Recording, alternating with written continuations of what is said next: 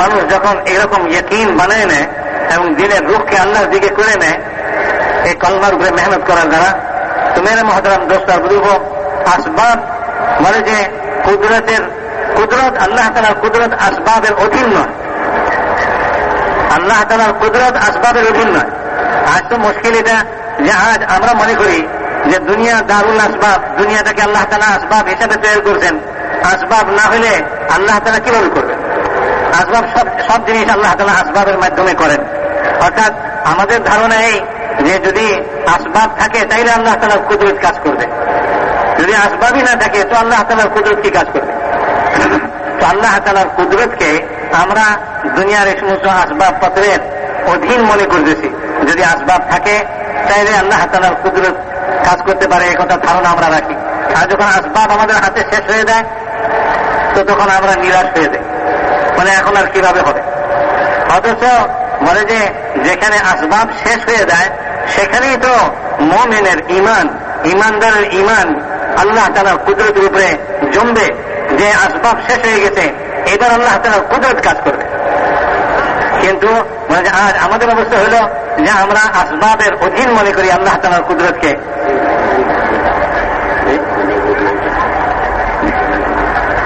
তো মেরে মহতারাম দোস্তা বুঝব, তো মানুষের ভিতরে যে এক ধারণা, ঈমানদারের ভিতরে এক ধারণা পয়দা হয়েছে যে আসবাব ছাড়া আল্লাহ তাআলার কুদরত কি করে কাজ করবে। তো আল্লাহ তাআলা বলেন, বান্দা আমার সম্পর্কে যেরকম ধারণা করে, যেরকম গুমান করে, তো আমি তার সঙ্গে ওই রকম ব্যবহার করে থাকি। তো যখন আমাদের ইয়াকিন আসবাবের উপরে আর আল্লাহ তাআলার কুদরতকে আসবাবের অধীন মনে করতেছি, যে আসবাব না হলে, টাকা না হলে কি করে হবে, চাকরি না হলে কি করে হবে, একটা ব্যবসা করতে হবে। তো যদি ব্যবসা না থাকে অথবা একটা খেত খামার কোন একটা উসিলা না থাকে, উসিলা মানে ওগুলি তো আসবাব, কোন একটা উসিলা না হয় তাহলে আল্লাহ রুজি কিভাবে দিবেন, আল্লাহ আমাকে খাওয়াবেন কিভাবে? আরে বুঝলাম আল্লাহ তাআলা রোগ মুক্তি করেন, কিন্তু যদি ডাক্তার না হয়, ওষুধ না হয়, তাহলে আল্লাহ তাআলা রোগ মুক্তি কিভাবে দিবেন? তার মানে আল্লাহ তাআলার কুদরত ডাক্তার এবং ঔষধের অধীন। যদি ডাক্তার হয়, ওষুধ হয়, তাইলে আল্লাহ তাআলার কুদরত কাজ করতে পারে। আর যদি ডাক্তার ওষুধ না থাকে তাইলে আল্লাহ পাকের কুদরত বোধহয় কাজ করতে পারে। মেরে মহতারাম দোস্তা বুঝব, এই জন্য আজ আসবাবের উপরে ইয়াকিন, আমাদের এই আসবাবের ইয়াকিন আমাদেরকে এই অবস্থার মধ্যে আনছে আমাদের ঈমানকে, যে আমরা এই কথা মনে করতেছি যে আল্লাহ তাআলা তার কুদরত দিয়া তখনই করতে পারেন যখন আমাদের হাতে আসবাব থাকবে। যদি আমাদের হাতে আসবাব না থাকে তো আল্লাহ পাক তার কুদরত দিয়া কিছু করতে পারে না।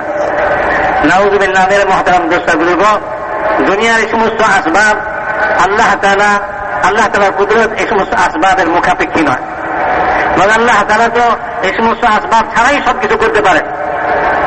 যখন আসবাব খতম হয়ে যায়, শেষ হয়ে যায়, তখন আল্লাহ তাআলার কুদরত কাজ করে। আর এই সমস্ত আসবাবের মাধ্যমে আল্লাহ তাআলার কুদরতই কাজ করতেছে। আসবাবের কোনো ক্ষমতাই নেই, আসবাবের কোনো শক্তিই নেই যতক্ষণ পর্যন্ত আল্লাহ পাকের কুদরত না হইতেছে। তো আল্লাহর কুদরত আসবাবের মুখাপেক্ষী নয়, বরং আসবাবগুলি আল্লাহ তাআলার কুদরতের মুখাপেক্ষী। যদি আল্লাহ তাআলার কুদরত না হয় তো আসবাবের দ্বারা কিছুই হবে না। আর যদি আল্লাহ পাকের কুদরত থাকে তো আসবাবের কোনো প্রয়োজন, আসবাব ছাড়াই হবে। এই জন্য মেরে মহতারাম দোস্তা বুঝব, বলেন যে যেখানে আসবাব শেষ হয়ে গেল সেখানেই তো আল্লাহ তাআলার কুদরত কাজ করলো, সেখানেই আল্লাহ তাআলার কুদরত কাজ করলো। বলে যে জাকারিয়া আলাইহিস সালামের বয়স হলো 120 বছর, ওনার স্ত্রীর বয়স হলো 98 বছর।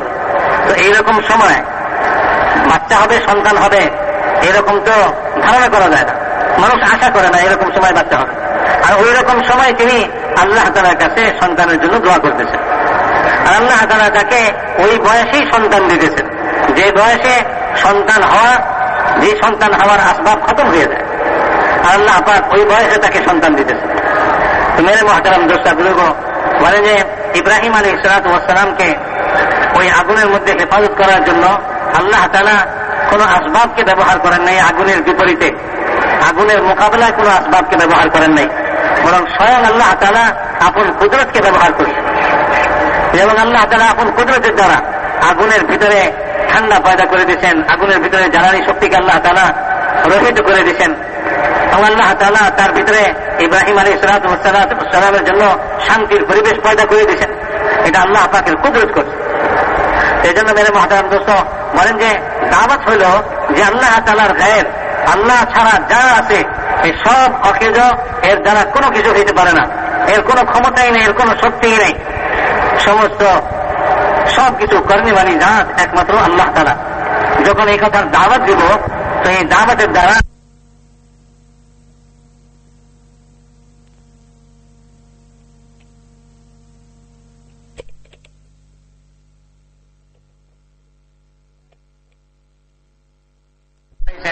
শুনে আল্লাহ তাআলা হুজুর পাক সাল্লাল্লাহু আলাইহি ওয়াসাল্লামের উপরে এই আয়াত নাযিল করেছেন, ওয়া কুল্লান নাকুসু আলাইকা মিন আমবা'i রুসুল মা নুসাব্বিতু বিহি ফুআদাক।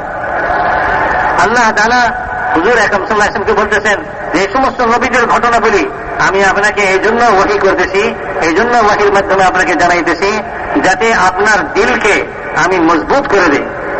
আল্লাহর নবীর দিলকে মজবুত করার জন্য, ইমানের উপরে, ইয়াকিনের উপরে আল্লাহ তাআলার গায়বী মদদ, আল্লাহ তাআলা করতে মানা, আল্লাহ তাআলাই একাই সবকিছু করেন। জাহিরের খেলাফ, বাহ্যিক অবস্থার খেলাফ, পরিস্থিতির বিপরীত আল্লাহ তাআলা করতে পারেন, আল্লাহ তাআলা সাহায্য করেন। তো নবীদেরকে কিরকম সাহায্য করেছেন এই ঘটনাগুলি হুজুর আকরাম সাল্লাল্লাহু আলাইহি ওয়াসাল্লামকে শুনাইছেন। তার উদ্দেশ্য আল্লাহ তাআলা বর্ণনা করেছেন যে আপনার দিলকে মজবুত করার জন্য। তো শুধু হুজুরে পাক সাল্লাল্লাহু আলাইহি ওয়াসাল্লামের দিলকে মজবুত করার জন্য নয়, বলে কিয়ামত পর্যন্ত এই উম্মতের দিলকেও আল্লাহ তাআলা এই সমস্ত ঘটনাবলীর দ্বারা মজবুত করে দিবেন। যে কথা আল্লাহ তাআলা পরবর্তীতে বলছেন যে এরপরে বলে যে এরপরে হলো মুমিনদের, ইমানদারদের, তাদের জন্য এটা নসিহত স্বরূপ এবং এটা তাদের জন্য স্মরণীয় বিষয়। তারা এগুলিকে স্মরণ করবে। এই সমস্ত জিনিসের স্মরণ করার দ্বারা তাদের দিলের ভিতরে ঈমান আর ইয়াকিন মজবুত হবে।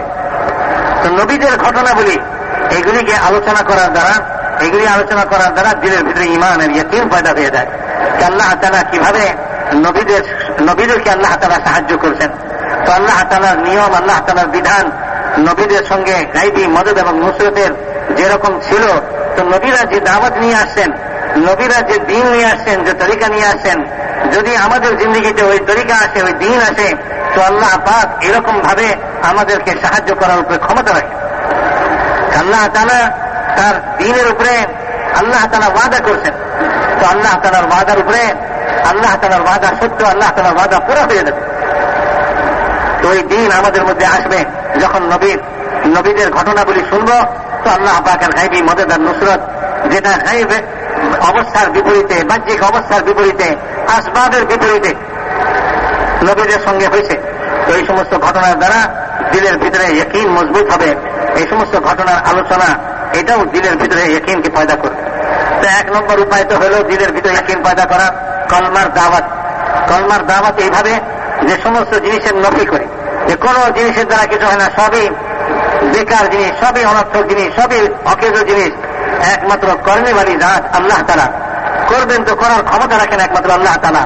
তো যখন লা ইলাহা ইল্লাল্লাহ এই কলমার দাওয়াত, এই নফি ইসবাতের সঙ্গে আমরা দিব আর এক সমস্ত মখলুককে অস্বীকার করবো, এক আল্লাহ তাআলা থেকে করেন এই কথার দাওয়াত দিব, তো দিলের ভিতরে ওই ইয়াকিন পয়দা হবে।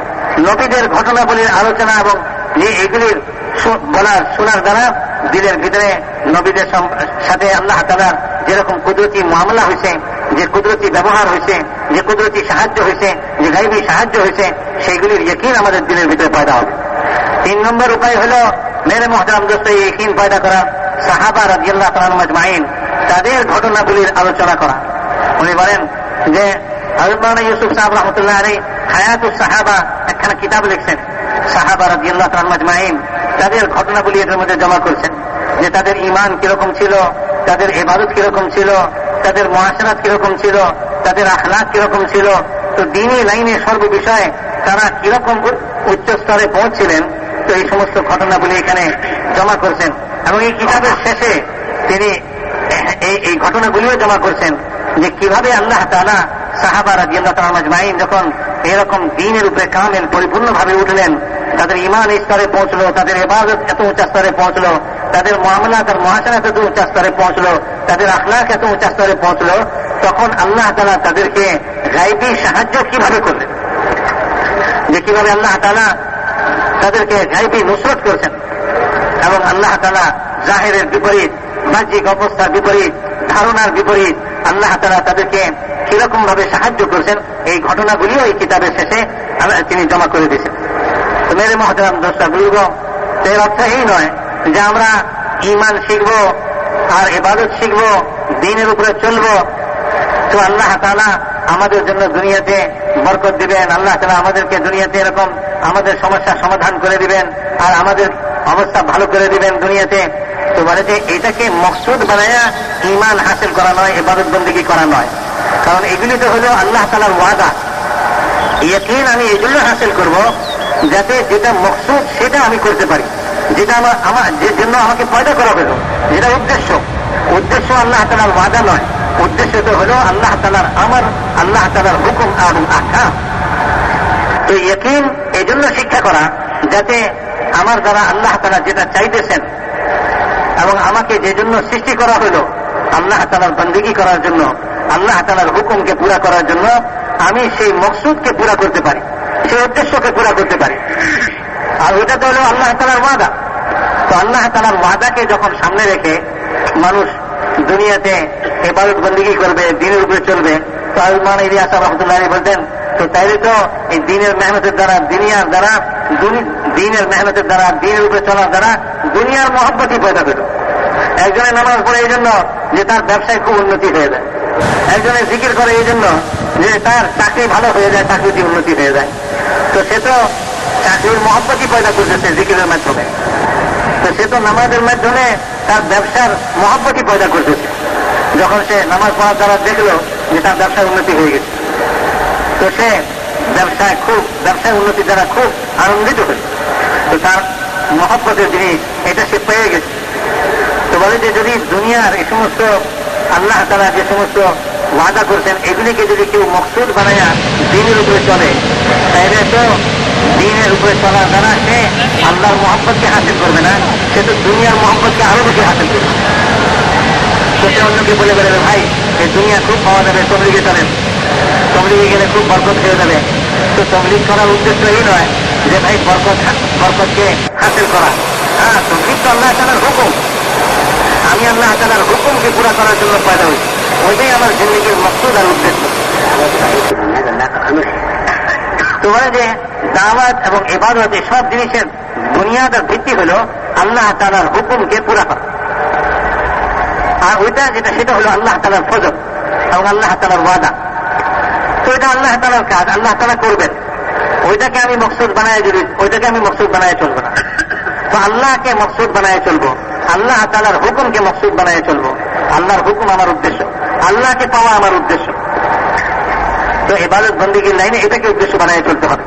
যাই হোক, উনি বলেন যে ভাই হায়াতুস সাহাবা, যে হযরত মাওলানা ইউসুফ সাহেব রহমাতুল্লাহ আলাইহি লিখছেন, বলেন যে সাহাবা রাদিয়াল্লাহু তাআলা আনহুম আজমাইনদের জীবনের সমস্ত ঘটনাবলী দ্বীনের লাইনে, আল্লাহ তাআলার গায়বী নুসরত আর মদদের লাইনে এইগুলিকে সেখানে জমা করছেন।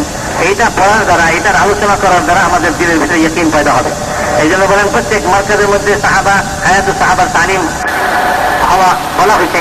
আর এমনি ভাবে প্রত্যেকেই ব্যক্তিগত ভাবে হায়াতুস সাহাবা যেন মোতালা করি, আমরা প্রত্যেকে আমরা হায়াতুস সাহাবা পড়ি।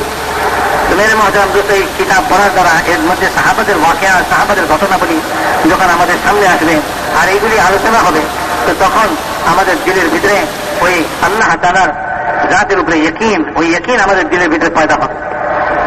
সেই জন্য বলেন যে আম্বিয়াদের ঘটনা, আম্বিয়া আলাইহিস সালাতু ওয়াস সালামের ঘটনা আমরা আমাদের আলোচনার মধ্যে আনি, আমরা আমাদের দাওয়াতের মধ্যে নবীদের ঘটনা বলি, আমরা এদিক সেদিকের ঘটনা না বলি, বরং আমরা নবীদের ঘটনা শুনাই এবং সাহাবা রাদিয়াল্লাহু তাআলা আজমাইনদের ঘটনা বলি।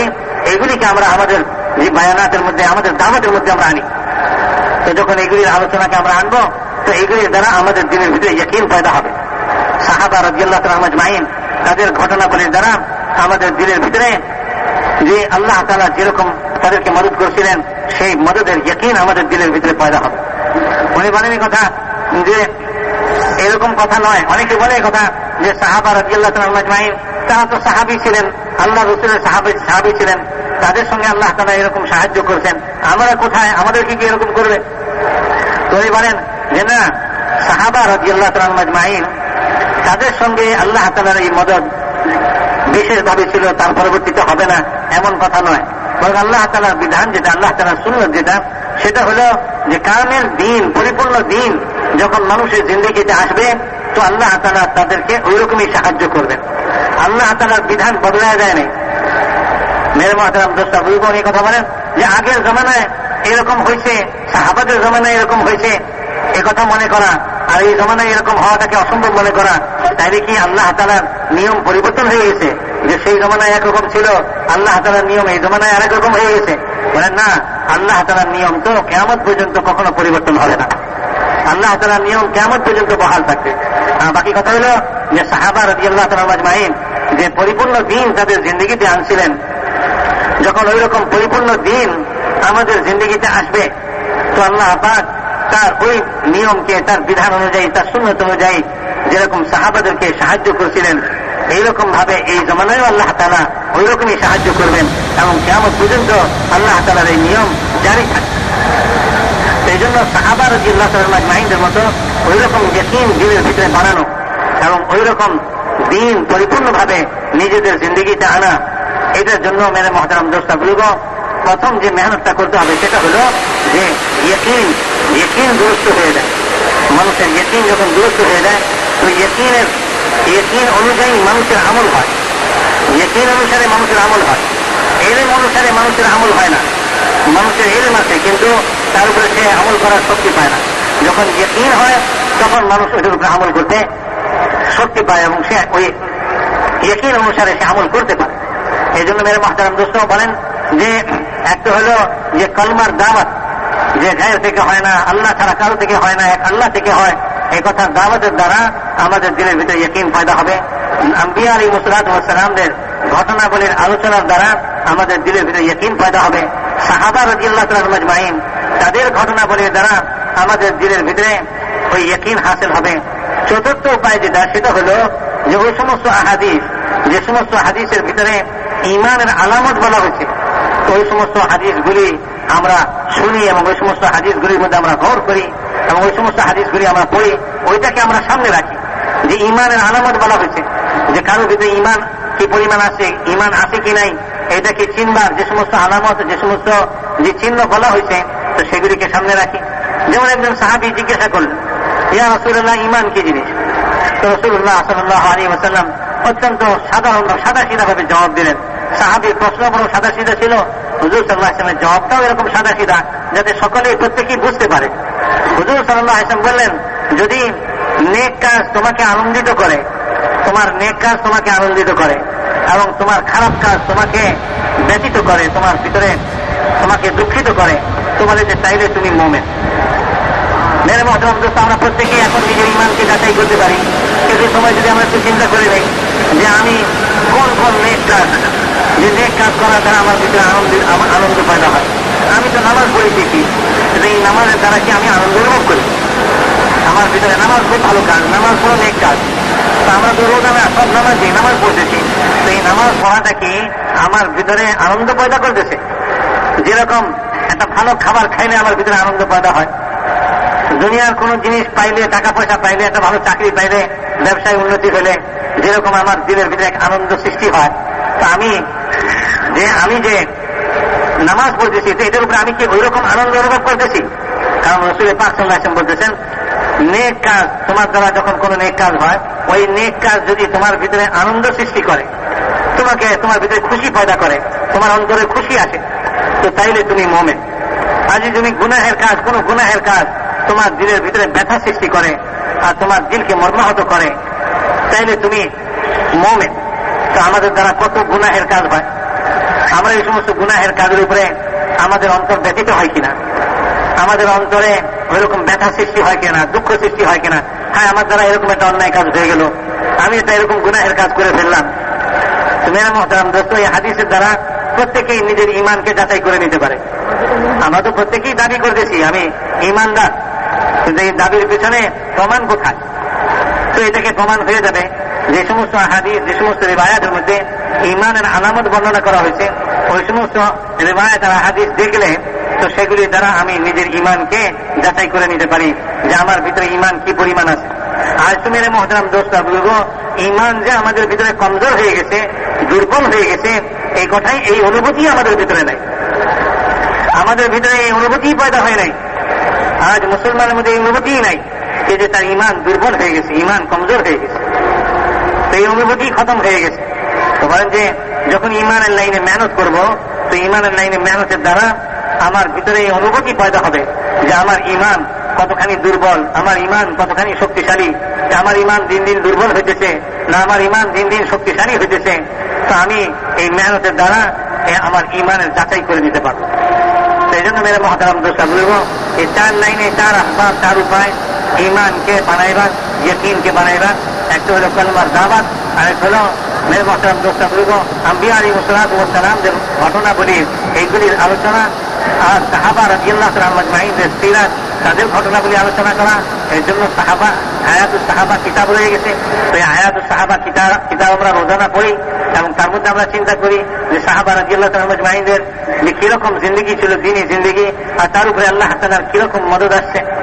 এমনি ভাবে ওই সমস্ত হাদিস, যে সমস্ত হাদিসের মধ্যে যে ইমানের আলামত বর্ণনা করা হয়েছে, তো ওই সমস্ত হাদিসগুলিকে আমরা দেখি, তো এর দ্বারা আমাদের দিলের ভিতরে ইমানের ইয়াকিন বাড়তে থাকে। عبادات کی 2 بنیادیں ہیں، توحید اور تقوی۔ التقوی ملاک الحسنات، التوحید راس الطاعات، کہ کوئی نیکی کوئی عمل تقوی کے بغیر نہیں ہے۔ میرے محترم دوست بزرگوں، عبادات میں قوت لانے اور عبادات میں کمال پیدا کرنے کے لیے سب سے پہلے معاملات ٹھیک کرنے پڑیں گے، اس لیے کہ تقوی کے بغیر کوئی نیکی نہیں ہے۔ ایمان کی علامت تقوی ہے اور تقوی تمام نیکیوں کی جڑ ہے۔ اس لیے میرے محترم دوست بزرگوں، ہمیں سب سے پہلے تقوی لینا ہوگا معاملات میں، تاکہ عبادات میں کمال پیدا ہو معاملات سے۔ علماء نے لکھا ہے کہ مصلی پاک ہے، کپڑے پاک ہیں، بدن پاک ہے، صرف یہی ظاہری پاکی نہیں ہے بلکہ بدن میں دوڑنے والا خون یہ بھی حرام کمائیوں سے پاک ہو، یہ بھی ظاہری تقوی ہے کہ جسم کے اندر دوڑنے والے خون سے لے کر مسلح، کپڑے، بدن کا ظاہر، یہ سب پاک ہو، یہ سب ظاہری پاکی ہیں۔ اس لیے کہ دعا یہ عبادات کا مغز ہے اور حرام کے ساتھ دعائیں قبول نہیں ہوتی۔